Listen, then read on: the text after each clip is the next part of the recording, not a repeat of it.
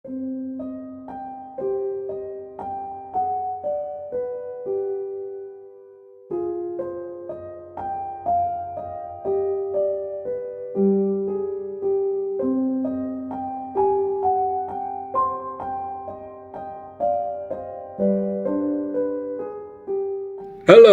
Selamat malam, kembali lagi di Kumis Podcast bersama gua Alda.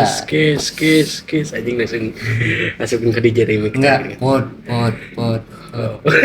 awalnya. Oke. Jadian deui bersama gue Alda gitu. Halo, selamat malam. Nah, anjing Kumis kan ya. kan ulang di. Bae we. Itu langsung ke Anjing ribet pisan mimitan ge 10. Selamat malam. Selamat malam. Kembali lagi di Kumis Podcast bersama gua Alda. Saya Andri. Seperti biasanya di sini kami akan menceritakan kisah mistis.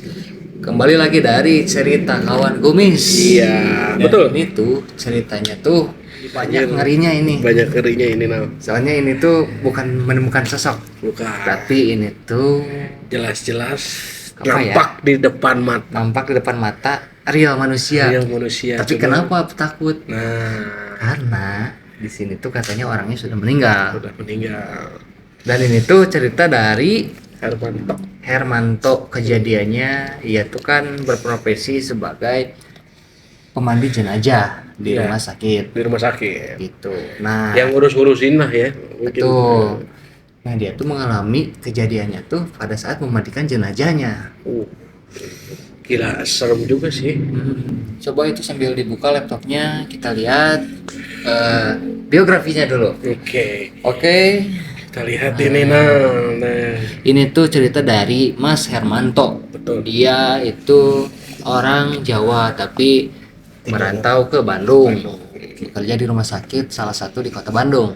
Ya, yang tidak bisa kami sebutkan. Betul, dan dia itu berusia 39 tahun. Gitu. Dia tuh masuk ke pekerjaan ini, diterima di pekerjaan ini tuh udah lama. Jadi dia bekerja tuh sekitar sudah 8 tahunan. 8 tahunan ya. Dan beliau tuh mempunyai istri tapi istrinya di Jawa. Oh, isinya di Jawa ya. Tapi ini tuh dia tuh benar-benar lengkap ya ngirim biografi itu. Mending kita skip aja langsung Skip ke aja ceritanya. langsung ke ceritanya aja lah. Oke. Awal mula ceritanya tuh jadi beliau ini mendapatkan berita ada yang meninggal di rumah sakit ini. Cuman sebelum jenazah ini meninggal sempet susah dulu kayak yang mau meninggal tapi susah lah gitu. Ya, dan kata Mas Herman ini, dia bilang biasanya tuh dia kan udah lama lah ya bertemu dengan jenazah gitu. Sehari-hari lah gitu. Namun ini tuh dia rasakan beda dalam jenazah yang ini tuh. Soalnya memang dari sebelumnya juga dia tuh susah meninggal kata lu tadi. Dan dia tuh sempet berapa 2 minggu lah dia tuh terbaring ya. Terbaring tidak Tidak bisa koma apa-apa lah. Iya, koma. Cuman pas bisa dibilang sekarat lah ya. Itu tuh tidak meninggal dan Iya. akhirnya sama ustadz lah biasa kan sambil Ya dibantu didoakan gitu, akhirnya dia bisa lah. Ya, dan katanya sih kalau misalkan ya orang yang susah meninggal itu katanya ya mempunyai apa ya, jin Kodam jin pelindung lah gitu, bawaan gitulah. dan kata Mas Herman itu mungkin seperti itu. Nah, dan yang gua dengar tuh biasanya kalau untuk ngelepasinnya tuh emang kan agak susah lah di saat sakaratul mautnya tuh. Jadi katanya harus pakai daun kelor, jadi digeprak-geprakin ke seluruh tubuhnya. Gitu. Katanya ya yang gua Tapi dengar. caranya kalau juga ini mah- beda-beda ya. Ada yang hanya didoakan saja Iya. gitu. Yang pernah gua lihat sendiri ya, ada tuh beberapa orang di kampung dulu ada yang seperti itu, dia hanya didoakan gitu dan akhirnya langsung meninggal. Ya berarti sama kayak kejadiannya yang diceritakan oleh Mas Hermanto ini ya. Cukup didoakan dan meninggal. Soalnya kasihan juga itu udah sakitnya lama. Nah, karena meninggalnya itu di rumah sakit, jadi diurus segala kebersihan jenazahnya tuh diurus oleh Prosesnya di rumah sakit. diprosesnya oleh Mas Hermanto. Betul sekali, dan Mas Herman itu tidak sendirian. Mm-mm. Dia memandikan jenazahnya itu bersama 3 orang temannya. Ya betul. Kebetulan mayat itu cowok ya. Dia memandikan dengan 3 orang temannya, tapi 3 orang ini tuh bisa dibilang bawahannya Mas Herman gitu. Karena dari umurnya Iya juga masih masih muda, junior lah. Gitu. junior. Nah jadi saat itu tuh udahlah beres ya. Dibawalah jenazah ini tuh ke kamar mayat untuk dimandikan. Nah di situ adalah di ruangan khusus untuk memandikan jenazah. Beliau ini sama 3 temannya. Nah beliau ini biasalah ya memandikan. Nah cuman di saat tengah memandikan jenazah ini, mereka dikagetkan dengan bangunnya jenazah ini. Namun katanya yang melihat itu hanya 2 orang. 2 orang. Yang 2 orangnya itu kebetulan sama Mas Herman tuh disuruh mengambil perlengkapan. Oh iya betul. Nah, si 2 orang ini yang bersama Mas Herman, dia tuh melihat langsung dengan jelas si jenazahnya bangun. Iya menyaksikan lah ya, Iya, menyaksikan banget. menyaksikan. Di situ tuh mereka otomatis syok lah, panik, karena sebelumnya tidak pernah menemukan kejadian seperti itu. Iya. Ya sangat jarang lah. Mas Herman itu percaya tidak percaya pada waktu itu, cuman memang benar karena ini berdua yang melihat. Nah, mau kabur yang temannya Mas Herman itu, Iya. cuman Mas Herman Tahan. ditahan, soalnya dia mikirnya ini kalau nggak kita mau siapa lagi nih yang ngurusin gitu. Iya. Soalnya Mas Herman juga itu nyangkanya tuh bukan hidup lagi gitu. Bukan hidup lagi. Soalnya itu dia udah menyangka memang mungkin ada jin yang Masih nempel. nempel betul. Dan ini yang creepy-nya, coba lu jelasin. Saat bangunnya gimana tuh? Pada saat si jenazah bangun tuh yang lebih creepy-nya lagi, jenazah ini itu menengok ke arah Mas Hermanto ini. Menengok, tapi itu dengan cepat ya. Dengan cepat, betul. Katanya ada beberapa detik lah bangun dari berbaring, set. Jadi Terus posisi apa ya? Posisi kayak duduk lah, kayak duduk. Gimana kayak ya? duduk gitu. Jadi cuman badannya doang yang angkat sambil melihat ke Mas Herman Ke Mas dengan Herman. cepat. Lalu menggubrakkan diri lagi, Iya, menjatuhkan diri lah gitu. ke tempat pemandian itu. Tapi ini yang creepy-nya tuh, sampai berkali-kali menjatuhkan dirinya. Betul, iya kayak yang apa ya, ngejeduk-jedukin badannya lah ya Badannya ke bawah gitu. ke bawah ya, ke tempat tidurnya gitu ya. Dek kayak 4 kali creepy ya. Creepy banget lah. Ya maksudnya ada apa gitu kan, bisa kayak gitu. Ya makanya Mas Herman ini tuh di sini membeku, dan dia itu kebetulan melihatnya di pojok. Soalnya karena kaget dia tuh jadi agak sempat mundur sampai ke dekat pintu, katanya di pojok kan dia tuh melihat seperti itu. Dia mau halu juga, anjir ini temennya juga sama, cuman mereka saling diem, soalnya bingung katanya. Ya, dan ketika udah tidur ya, dengan segala kejadian yang tadi tuh, mereka berdua ini tuh masih apa ya, Canggung. bukan canggung, takut lah untuk mendekat itu, asa-asa gitu, namanya asa-asa teh, lebih ke ragu-ragu betul. Jadi, ragu banget gitu untuk pas mau memandikan lagi, melanjutkan prosesnya tuh. Soalnya kenapa Mas Herman ini menyangka dia itu tidak hidup lagi, karena dia juga sempat dengar-dengar lah ya dari beberapa cerita orang, ada yang seperti itu katanya, yang susah dia terlepas nyawanya gitu. Iya betul. Ya katanya sih ada yang bilang bahwa jinnya tuh masih nempel kalau nyawa yang jenazah yang sebenarnya tuh udah keluar dari tubuhnya gitu. Tapi itu masih ada ya. Nah, dari situ nggak lama pas mereka ragu-ragu mau menghampiri, datanglah 2 orang temannya tadi yang disuruh mengambil perlengkapan sama si Mas Herman ini. Gitu. Nah, pas datang melihat muka-mukanya tuh udah pucat Pada si pucat. Mas Herman sama teman yang satu lagi tuh. Wah kayak apa sih ini kok tiba-tiba canggung gitu. Jadi beda gitu. Soalnya akhirnya mereka tanya lah kenapa gitu. Soalnya tadi juga ngedengar kayak ada brek gitu suara. Ada suara berisik lah gitu. Nah, tapi si Mas Herman ini tuh dia tuh bilang hanya berbisik.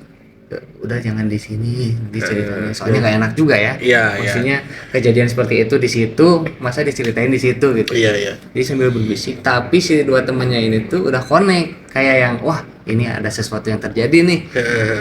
Akhirnya mereka melanjutkan aja lah. Nah, di situ saat mereka ya memandikan lagi, Ya memulai prosesnya lah ya.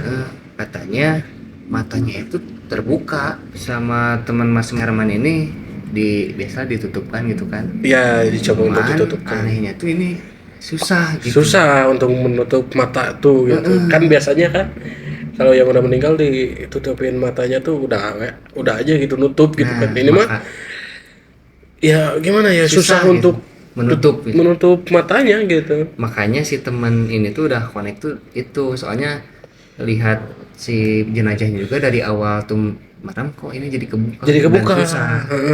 Akhirnya keluarlah si Mas Herman dengan salah satu orang yang tadi disuruh Ya keluar, dia menceritakan semuanya yang tadi kejadiannya. gitu. Nah si Mas Herman itu akhirnya Memutuskan untuk memanggil Ustadz untuk memastikan juga ya. Soalnya takutnya ini tuh ada masalah lagi lah gitu. Iya. Soalnya udah takut juga jadi mengganggu ke pekerjaan.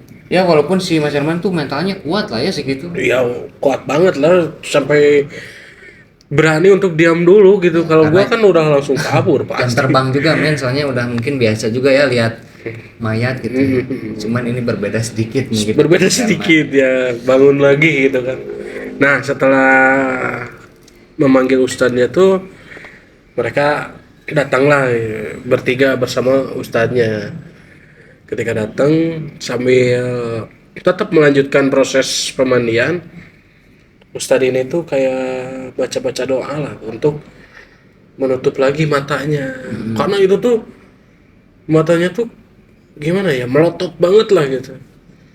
Nah, di situ ustadznya tuh nutupin lagi matanya dan tertutup sambil didoakan. Iya. Dan di situ ustadznya memastikan saya lihatin gitu kan, dimandikan lah, berproses, akhirnya berjalan lancar. Alhamdulillahnya seperti itu. Dan katanya yang tahu kejadian ini tuh dari pihak keluarganya ada satu, dari anaknya, dari bapak tersebut. Iya.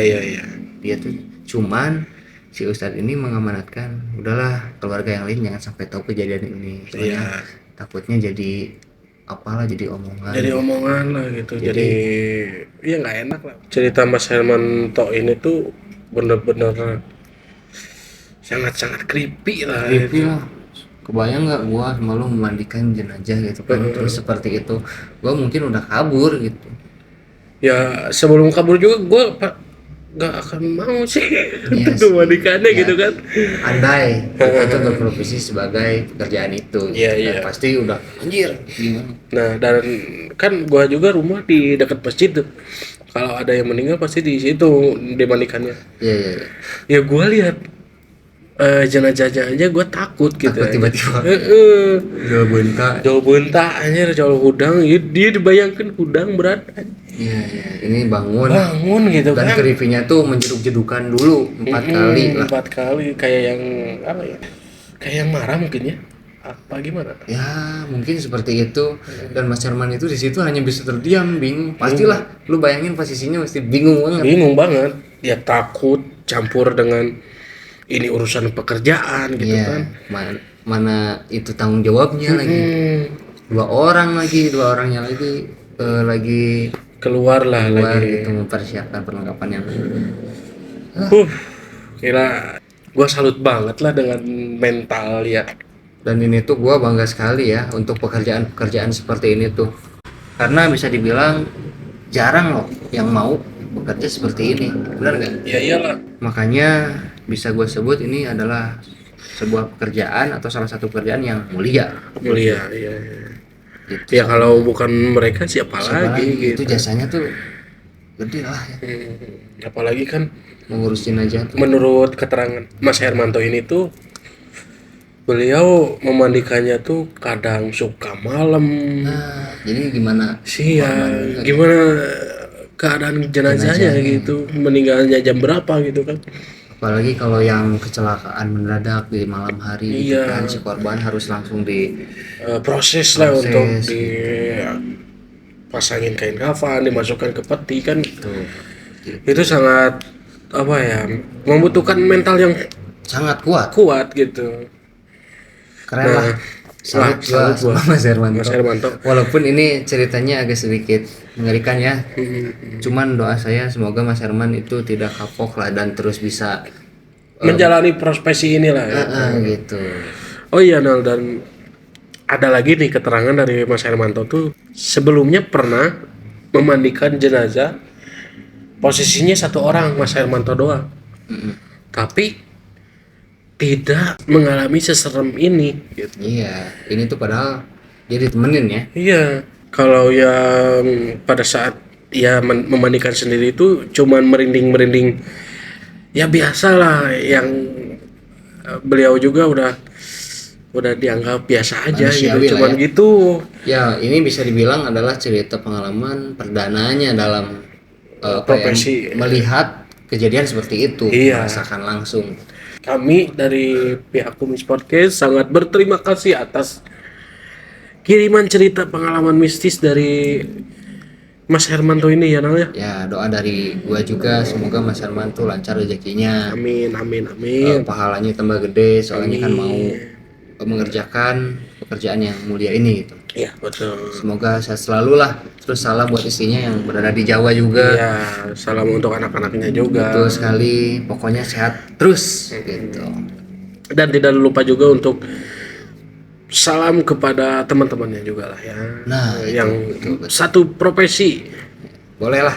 Jangan lupa di subscribe juga, like, comment, and share channel Kumis Podcast ini agar terus berkembang ya. Ya, amin amin. Oke, mungkin hanya itulah ya Nal. Saya tutup aja. Kami Kumis Podcast undur diri. Saya Andri. Saya Alda. Tunggu kami di episode berikutnya. Berikutnya.